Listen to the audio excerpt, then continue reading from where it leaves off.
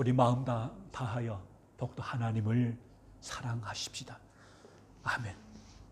영국이 한창 남미죠. 남아메리카를 개척하고 있을 당시에 영국의 한 선교사가 아마존 하루에 도착했다고 합니다.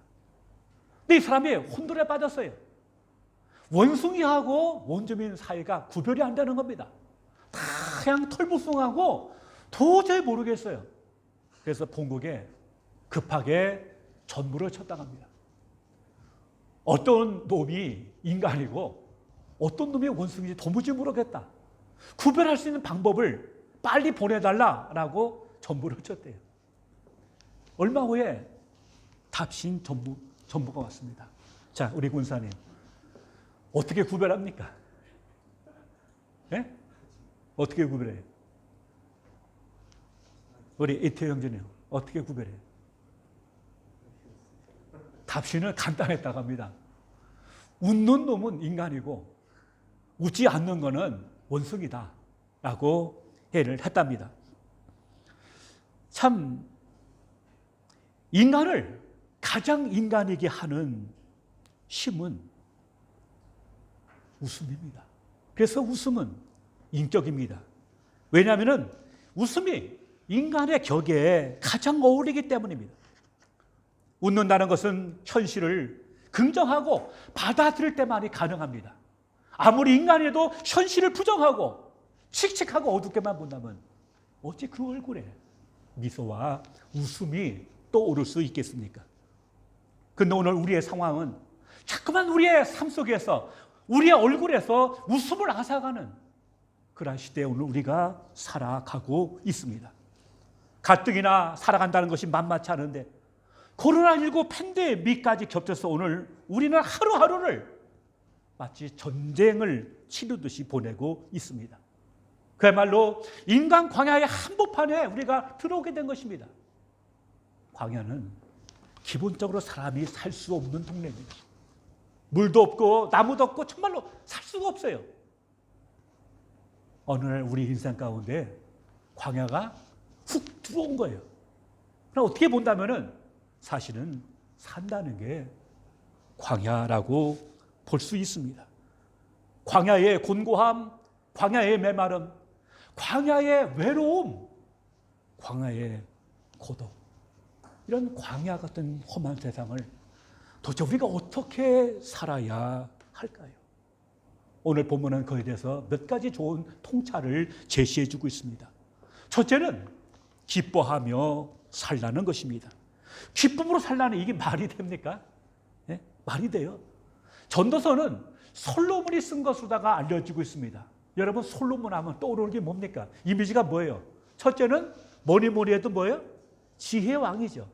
둘째는 뭡니까? 세상 그 어느 누구보다도 부귀 영화를 누린 사람입니다. 처첩이 몇 명이라고 했죠? 1000명. 저 같은 위인은 부인 한 명 갖고도 절절매는데 인물은 인물입니다. 아무튼. 네? 야, 그러니까 우리는 이 말 들으면 어느 때 화가 나요. 당신은 그렇게 다 누려보니까 뭐 기뻐하라 어쩌나 그런 말 할 수 있지만 당신이 내 입장 대봐라 절대 그런 말 못할 것이다 하는 소리가 우리 속에서 올라오려고 해요. 자, 여러분, 자, 얼마나 부귀영화가 극에 달했으면 부인이 1000명입니까? 애들은 몇 명이에요? 머리 나쁜 사람은 외우도 못해요. 번호를 해도 헷갈릴 것 같아요. 그러면 여러분 한번 생각해 보십시다. 천하의 부귀 공명을 그 영화를 다 누린 이 솔로몬은 얼마나 행복했을까요? 돈벼락에다가 천하의 미녀들 속에서 꽃 속에 뒹구는 이 사람은 완전히 아주 행복에 겨워서 죽을 것 같은 인상을 우리한테 줍니다. 그렇지 않습니까? 그런데 그가 정작 고백한 내용을 보면요, 굉장히 충격적입니다. 전도서 1장 2절에 이렇게 기록되어 있습니다. 전도자가 가로되 헛되고 헛되며 헛되고 헛되니 모든 것이 헛되다고 고백합니다. 여기서 헛되다는 말은 히브리어로 헤베라는 말인데 호흡입니다. 숨입니다. 신기입니다. 자, 여러분 한번 손을 앞에 모아 보십시오. 그리고 후 하고 불어보십시오. 자, 남아있습니까? 보세요. 다시 한번 합니다. 어때요? 남아있어요? 아무것도 없어요. 순식간에 사라지고 말았어요. 결국 전도서 솔로몬은 인생이 살아가는 것이 바로 그렇다는 겁니다. 인간의 부귀, 영광 그 모든 것은 천년 만년 가는 게 아니고 순식간에 달아난다고 하는 사실입니다. 그렇기 때문에 헛되다는 말은 실체가 없다, 덧없다, 허무하다, 아무런 결과를 낳지 못한다라는 뜻으로다가 인간의 무상함과 인간의 헛된 삶의 모습을 아주 적나라하게 표현한 단어가 될 것입니다. 여러분, 근데 오늘 그 본문에 보시면요, 헛되고 헛되며 헛되고 헛되니 모든 것이 뭐예요? 헛되답니다. 우리 헛되다는 말이 몇 번 반복돼요? 5번입니다. 여러분, 우리가 주의할 것은요, 히브리어 문법에서는 영어나 우리말의 그 비교급, 최상급 그런 게 없답니다. 야, 기가 막히다. 참, 그냥 형용사 부사가 별로 없다는 얘기죠. 이들은 참 무지하게 헛되다. 진짜 헛되다. 이 말을 가지고 뭐라 해요? 헛되고, 헛되고, 헛되고, 헛됨이 모든 것이 다 헛되다. 근데 이 말의 공금 대시보부 말입니다. 이게 훨씬 여운이 남아요. 여운 나요. 오중으로다가 인생의 헛됨을 피력하고 있는 것입니다.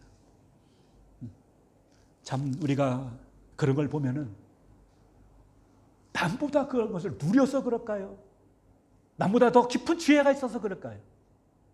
솔로몬은 전도서를 통해서 인간의 부귀 영화가, 그러나 정욕과 애씀과 모든 것이 영속적인 의미가 없음을 그래서 분명히 말을 하고 있는 것입니다.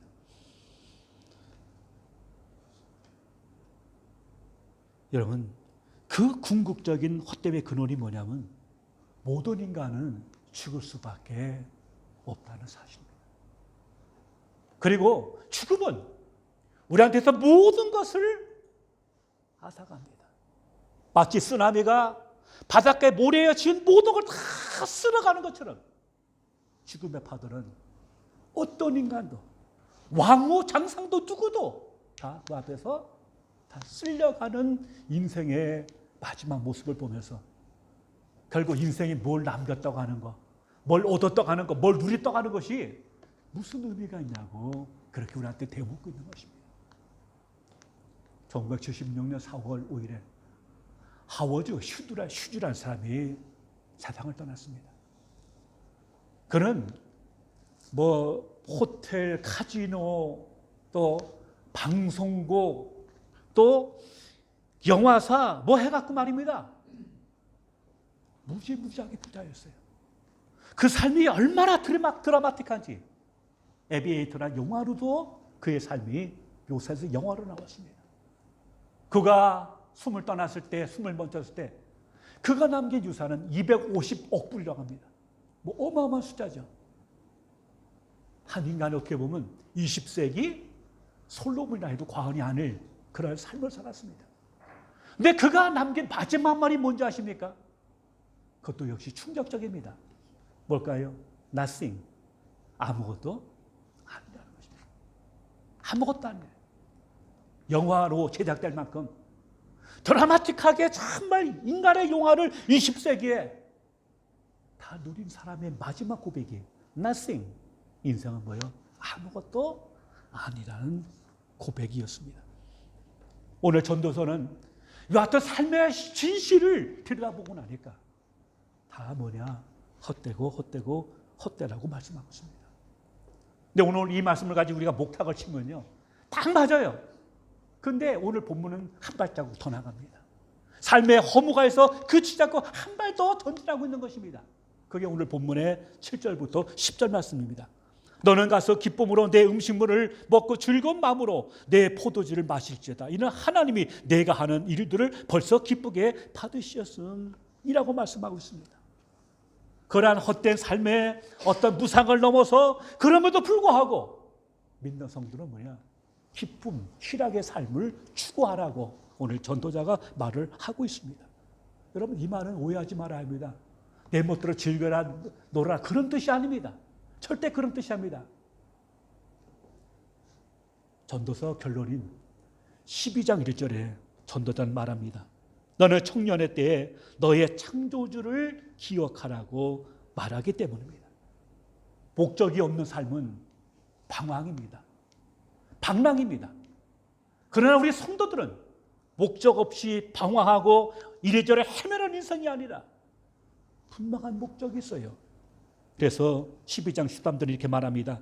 일의 결국을 다 들었으니 하나님을 경외하고 그의 명령들을 지킬지어다. 이것이 모든 사람의 본분이라고 말하고 있습니다. 그럼을 통해서 기쁨과 신앙을 추구하는 삶이 마음껏 즐기고 방탕하고 상락 자체를 누리라고 하는 그 어떤 충동이 아닌 것을 분명히 말을 하고 있습니다.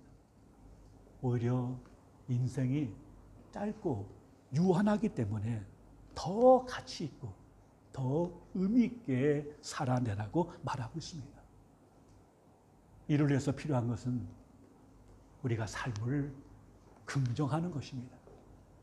독일어로 믿음은 조언이라는 단어에서 유래됐다고 합니다.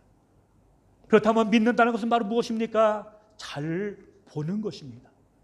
좋은 것을 보는 것입니다. 무엇인가를 사랑스럽게 여기는 것입니다. 무언가를 좋게 보는 것을 말하고 있습니다. 사람을 볼 때, 사건을 볼 때, 기타 모든 걸 볼 때 거기서 애써 어둡고 칙칙하고 그런 걸 보는 게 아니고 그 속에서 더 좋은 걸 보는, 좋은 걸 읽어내는, 좋은 것을 끄집어내는 능력, 이게 바로 뭐예요? 믿음의 본질이라는 거예요. 여러분, 왜 우리가 삶을 긍정할 수 있습니까? 이 땅에 우리를 내신 하나님은 모든 좋은 것의 근본이신 분이기 때문입니다. 하나님 보시기에 뭐예요? 좋았더라. 특히 인간은 심히 좋았더라. 예. 그렇기 때문에 하나님은 모든 좋은 것의 근원이신 분인 줄로 믿습니다. 또 하나요. 로마서 8장 28절처럼 하나님을 사랑하는 자, 곧 그 뜻대로 부르심을 입은 자들에게는 모든 것이 합력하여 선을 이루시느니라. 아멘. 여러 고난이 있어요. 실패가 있어요. 어려움이 있어요. 좌절이 있어요. 사람의 눈을 보면 그것 때문에 망하고 무너져야 하지만 하나님 안에서 모든 것은 뭡니까? 합력해 우리 가운데 선으로 역사하시기 때문에 뭐예요? 우리의 인생을 얼마든지 긍정하게 되는 것입니다. 오늘 특별히 또 하나 말씀이 있습니다. 오늘 7절 보세요. 너는 가서 기쁨으로 내 음식을 먹고 즐거운 마음으로 내 포도주를 마실지어다. 이는 하나님이 내가 하는 일들을 벌써 기쁘게 받으셨기 때문이라는 것입니다. 왜 삶을 긍정해야 합니까? 때로 우리가 하는 일이요, 저는 마음에 안 들 때가 많아요. 권사님 어때요? 다 할렐루야 합니까? 저는 마음에 안 들 때가 많아요. 어떤 데가 설교 마치고 내려가기도 전에 야, 너 그거밖에 못하니 하는 마음 때문에 괴로울 때도 있어요. 힘들 때도 있어요.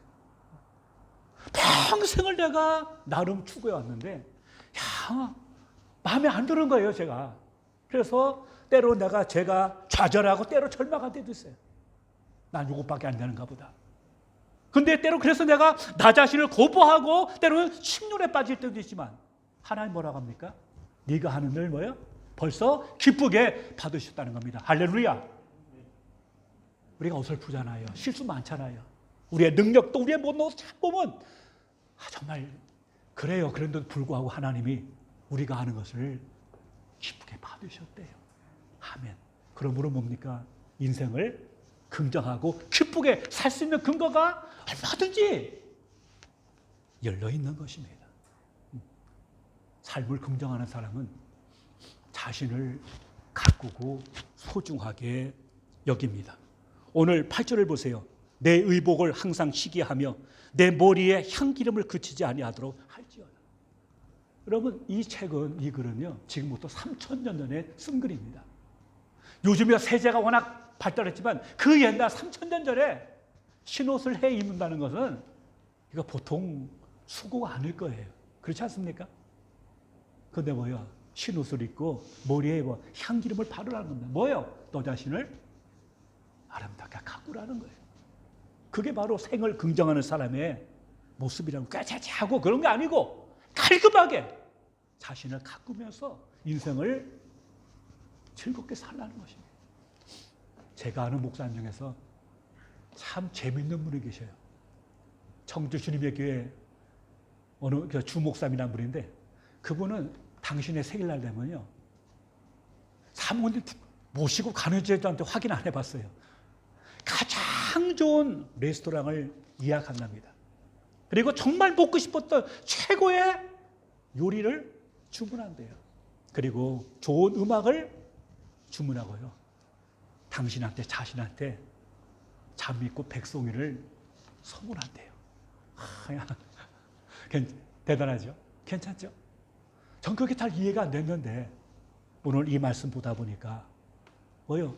하나님께서 받으시고 하나님께서 용서하시고 하나님 구원하는 너 자신에게 선물하는 거예요. 아름답게 가꾸고 품위 있게 그렇게 가꾸고 사랑하고 안아주고 긍정하라는 그런 이미지를 구체적으로 그렇게 살라고 오늘 본문에 말씀하고 있는 것입니다.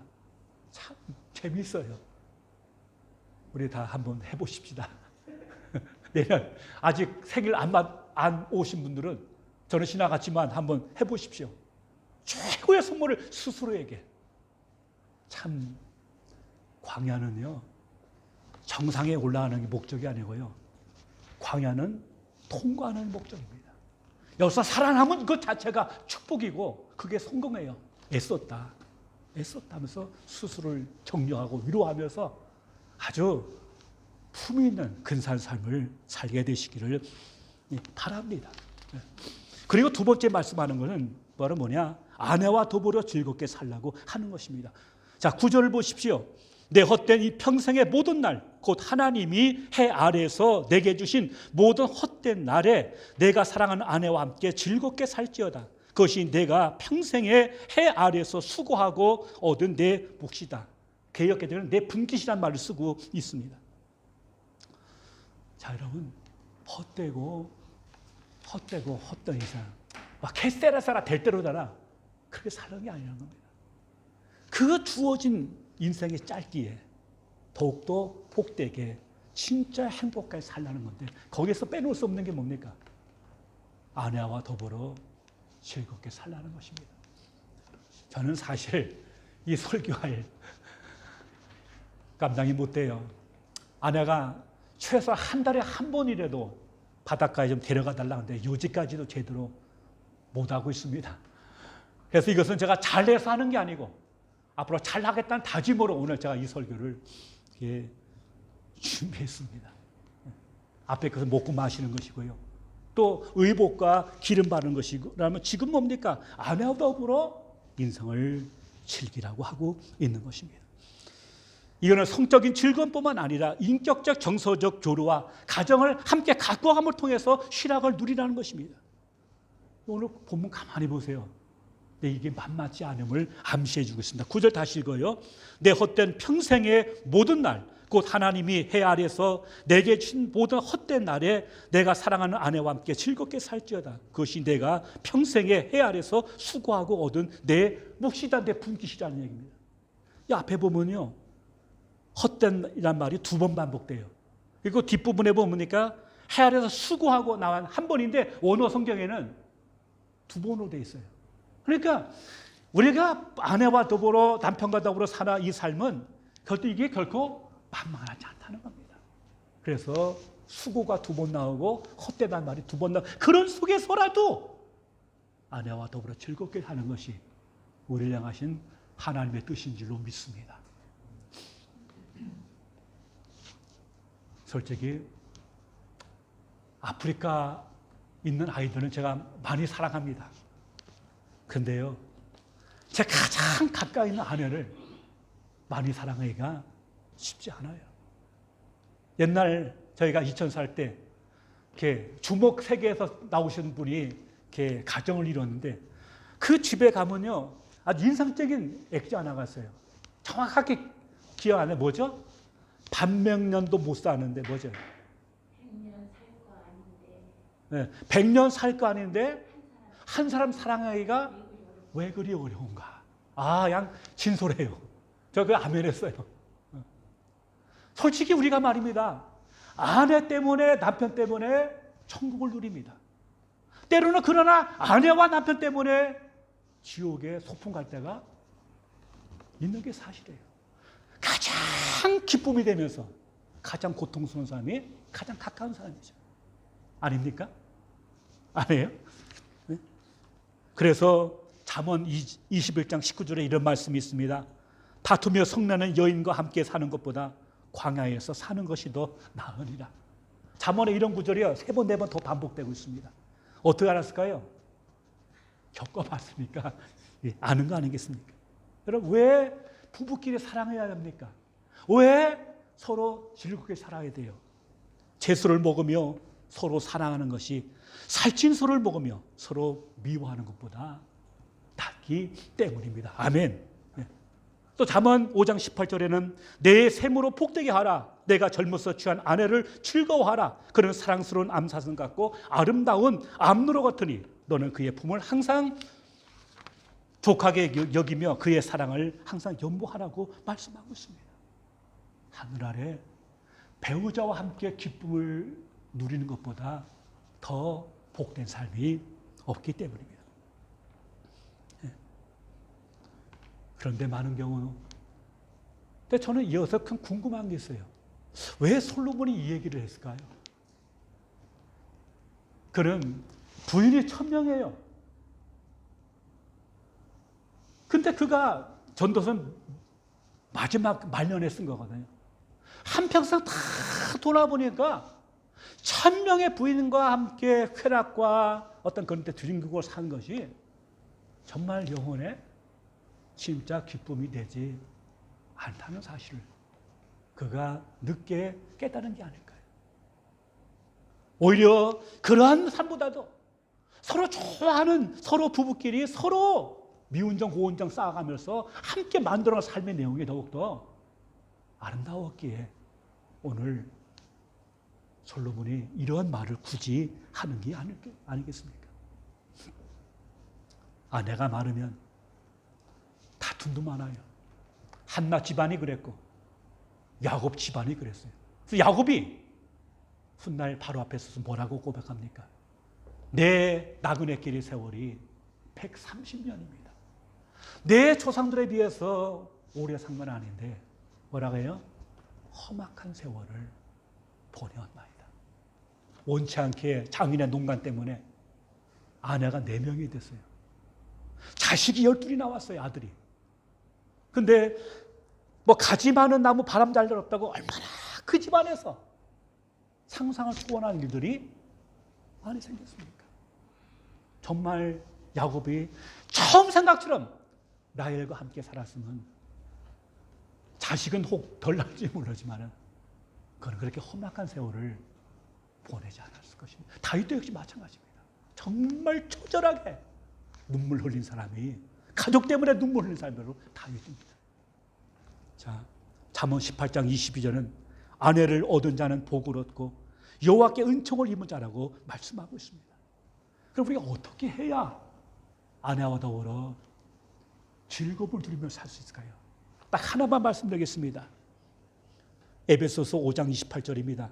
이와 같이 남편들도 자기 아내 사랑하기를 제 몸같이 할지니 자기 아내를 사랑하는 자는 자기를 사랑하는 것이다. 참 온색적이에요. 내가 아내를 사랑하는 것이 바로 뭐냐? 나를 사랑하는 것이래요. 이건 여자라고 예외일까요? 아내가 남편을 정말 존경하고 따르면은 그게 자기 사랑이 아닐까요? 그 은혜가 자기한테 오지 않을까요? 그 때문에 원칙 하나는 아내를 내 몸처럼 사랑할 때 그게 바로 뭐냐? 내가 내 몸을 사랑한 거예요. 그건 아내도 마찬가지죠. 그러한 원칙을 가지고 인생을 살 때 더욱더 우리의 삶은 참 기쁨 가득한 삶을 살아가게 될 줄로 믿습니다. 세 번째는 자신의 일에 최선을 다하는 것입니다. 자, 10절을 함께 읽겠습니다. 시작. 내 손이 이를 얻는 대로 힘을 다하여 할지어다. 내가 장차 들어갈 수고에는 일도 없고 계획도 없고 지식도 없고 지혜도 없다고 말씀하고 있습니다. 살면서 먹고 산다는 만큼 엄중한 현실이 없습니다. 전 가끔 그런 쓸데없는 생각을 할 때가 있어요. 아니 왜 하나님이 하루에 3끼 먹게 만드셨을까? 요즘 뭐 2끼 드시는 분도 많이 있습니다만은 그냥 일주일에 한 번 아니면 적어도 서너하루에 한 번만 한 끼 먹으면 돌아갈 수 있으면 얼마나 좋을까요? 뭐 길게 한 달에 한 번이면 더 좋을 거예요. 근데 왜 꼬박꼬박 하루에 몇 끼 안 먹으면 속에서 아우성해요. 왜 그렇게 만들었을까? 참 밥을 한다는 것도 장난이 아니고요. 밥을 벌어온다는 것도 장난이 아닙니다. 장난이 아니에요. 그러나 일이라는 게 우리가 속된 말로 목구멍을 위한 것만이라면 우리 인생의 짐승과 뭐가 다르겠습니까? 우리 인간에게는 어떤 생리적 욕구 외에 수많은 욕구가 있고요. 그 욕구의 맨 밑단계 뭐냐? 자기 실현의 욕구가 있습니다. 그냥 왔다 사라진 인생이 아니고 무언가가 내가 이 땅에 와서 무언가 가치 있는 일에 의미 있는 일에 헌신하고 뭔가 이 사회를 더 낫게 만드는 우리 그 일을 통해서 마음이 자존감이 만족이 돼요. 아 내가 살아있구나. 그래서 시인은 시를 써야 되고 음악가는 음악해야 되고 화가는 그림을 그려야 돼요. 여러분 잘 아는 첼리스트 카블스 파블로 카델스는요. 나이가 90세에도 하루에 서너 시간씩 첼로를 연습했답니다. 그러니까 물었어요. 아니 웬만하면 노시죠. 지금 연세가 언젠데 그걸 하십니까? 그분이 대답이 뭐냐면 요즘도 좀 더 나아지는 것 같아요. 여러분 어떤 게 후회입니까? 하나님이 내게 백의 재능을 주셨어요. 근데 내가 그것을 게으름 피우고 뭔가를 못해갖고 불과 한 5%밖에 못 쓰고 간다면 그 인생이 얼마나 후회가 될까요? 내게 주는 마음껏 뿜어내고 내 빛깔을 뿜어내면서 뭔가 사회에 기여하고 그런 인생이 그래서 정말 내가 한 인생을 잘 살았다 하는 그게 바로 뭐니? 그게 자아실현이에요. 그런데 우리는 한 걸음 더 나가야 합니다. 그것은 우리가 우리의 일을 우리의 직업을 하나님의 소명으로 받아들이는 겁니다. 먹고 사는 수단이 아니고 내가 이 일은 내 직업 이 일은 하나님 내게 주신 소명이다. 이게 종교개혁의 위대한 발견입니다. 그래서 자본주의는 개신교가 만들었어요. 어쨌든 중요한 건 말은 뭐냐. 이렇게 우리가 우리의 일을 우리의 직업을 소명으로 받아들일 때 우리의 일은 새로운 가치를 띠고 우리 앞에 다가오게 되는 것입니다. 내가 하는 일이 거창하든 뭐든 상관없이 그 일을 통해서 최선을 다하면서 할 때 우리는 이 땅에 생육하고 번성하고 다스리라고 하신 하나님의 명령의 한 부분을 우리가 자랑스럽게 마치고 충만하게 살아가게 되는 것입니다. 여기에도 역시 한 가지 중요한 그리스도인의 직업 윤리가 있습니다. 바울은 골로새서 3장 23절에서 이렇게 말합니다. 한번 따라해 보실까요? 무슨 일을 하든지 마음을 다하여 주께 하듯 하고 사람에게 하듯 하지 말라. 무슨 일을 하든지 마음을 다하여 주께 하듯 하고 사람에게 하듯 하지 말라. 우리는 최선 다해서 일을 해야 합니다. 일은 특권입니다. 축복입니다. 아멘? 축복입니다. 우리가 그 일을 정말 충만하게 한 줌의 후회도 남기지 않을 정도다가 최선을 쏟아 부어야 합니다. 그러나 일 자체가 목적이 되면 우리는 또 끌려갑니다. 그래서 최선 다하고 거리 두고 하나님과 연결돼서 내 삶과 내 일과 내 가정과 모든 것을 지켜보는 시간이 있어야 합니다. 우리가 먹고 살기 위해서 무엇을 먹을까, 무엇을 마실까, 무엇을 입을까 해서 정말 최선 다해 살면서도 그 자체가 목적이 아니고 우리의 목적은 뭐예요? 하나님의 나라와 그의 의를 구하는 것입니다. 그래서 우리의 일과 우리의 가정과 우리의 모든 것이 하나님과 연결될 때 우리의 일은 새로운 의미와 가치를 가질 수 있고, 우리는 일에 쫓겨다니는 인생이 아니고 일의 노예가 아니고 성취의 노예가 아니고 그를 누리면서 감사할 수 있는 그러한 자리에 서게 될 줄로 믿습니다. 이게 바로 뭐냐? 참된 예배의 자리입니다. 일에서 최선 다하고 주일날 하루는 일에서 떨어져서 하나님과 연결되어서 삶 전부를 다시 둘러보면서 하나님과 관계 속에서 오늘 새롭게 해석하고 만들어 나가게 될 때 오늘 우리는 건강한 삶, 기뻐하는 삶, 즐거워하는 삶. 그래서 우리의 삶이 정말 유한하고 헛되기 때문에 더욱더 가치 있고 의미 있고 후회를 남기지 않는 참으로 충만한 삶이 될 줄로 믿습니다. 그래서 주님은 말씀하셨습니다. 항상 기뻐하라. 쉬지 말고 기도하라. 범사에 감사하라. 이것이 그리스도 예수 안에서 너희를 향하신 하나님의 뜻입니다.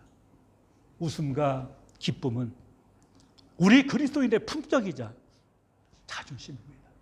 빛나는 그리스도인의 표시입니다. 이 기쁨을, 이 즐거움을 누리면서 성령 안에서 의와 평강과 희락을 누리는 우리 모든 성도 되시기를 주님의 이름으로 축원합니다. 기도하겠습니다. 아버지 하나님 감사합니다.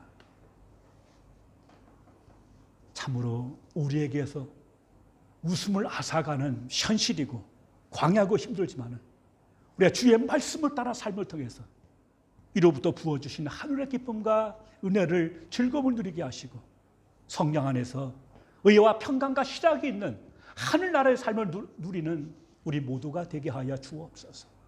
예수님 이름으로 기도하옵나이다. 아멘.